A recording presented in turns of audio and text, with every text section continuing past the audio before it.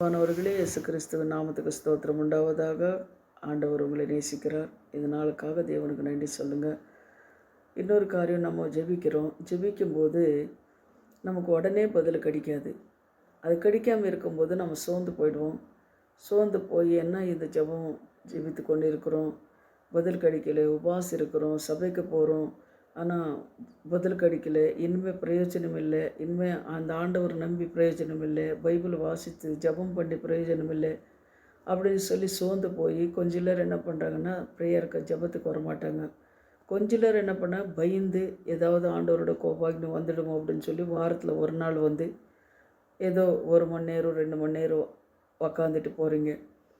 ஆனால் வேதவசனத்தை நாம் பார்க்கும்போது அப்ரஹாம் எத்தனை வருஷம் காத்திருந்தார்? 25 வருஷம் காத்திருந்தார். யோசேப்பு எத்தனை வருஷம் காத்திருந்தார்? அவர் என்ன பண்ணுறார்? யோசேப்புக்கு ஆண்டவர் தரிசனம் கொடுத்ததுக்கப்புறம் எத்தனை வருஷம் காத்திருந்தார்?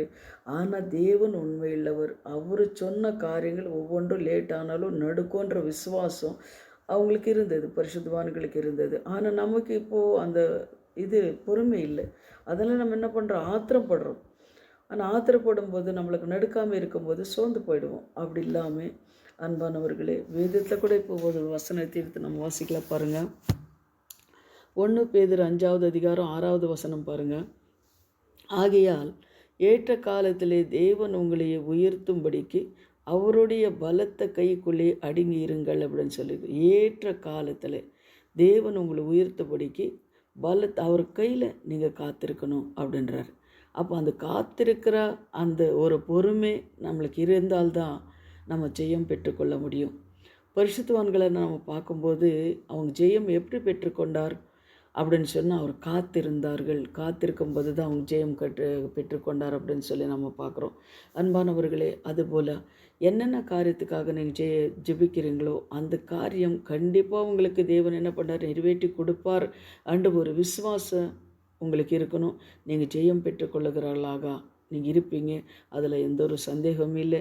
நீங்கள் ஜெபம் மட்டும் பண்ணுங்கள், நீங்கள் சோர்ந்து போகாதீங்க, கர்த்தர் உங்களை ஆசீர்வதிப்பார். இப்போ ஒரு வசனம் கூட பாருங்கள். சங்கீதம் 75 பாருங்கள்.